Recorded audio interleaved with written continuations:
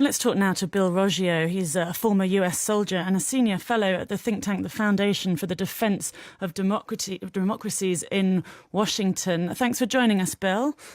Thanks, it's a pleasure. Hi. So first of all, what do you think about, obviously we're just hearing there, talking about Ramadi. Obviously it is a disaster, it is a big worry. What do you make of what Ashton Carter said about this sort of the psychological side of things of the Iraqi army, not having the will to fight? Yeah, I think there's a lot of truth to what he says. The Iraqi military certainly had a numerical superiority and probably had an arms superiority as well, despite claims. But they fled in the face of 30 suicide bombers and followed by a concerted ground attack from the Islamic State. The Islamic State is a very effective fighting force, and the Iraqi military is getting it handed to them right now. The problem is I don't think we'd be here if we didn't pull out of Iraq.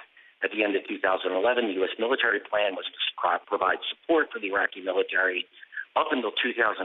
So this is why, between this and the stabilizing influence the U.S. had on Iraqi politics, the other part of the problem is that Prime Minister Maliki purged the senior officer corps. So it's this problem. There's multiple facets to this problem, and Prime Minister Abadi, unfortunately, is going to use Shia militias to retake Ramadi, and that's going to have second and third order effects with the Islamic State recruiting.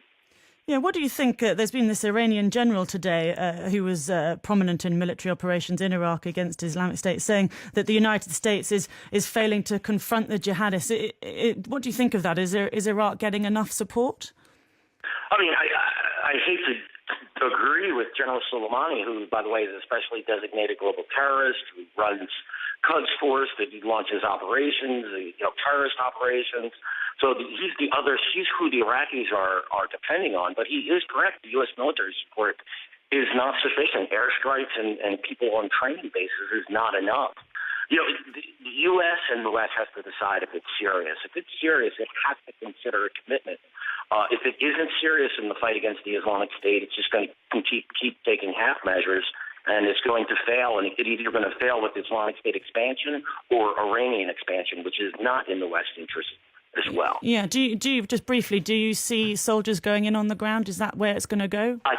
I do not. I do not see President Obama backtracking on his campaign pledge to quote-unquote end the war in Iraq. By ending the war in Iraq, things have only gotten worse. Okay, thank you very much. That's Bill Roggio, former US soldier and from the think tank, the Foundation for the Defense of Democracies in Washington.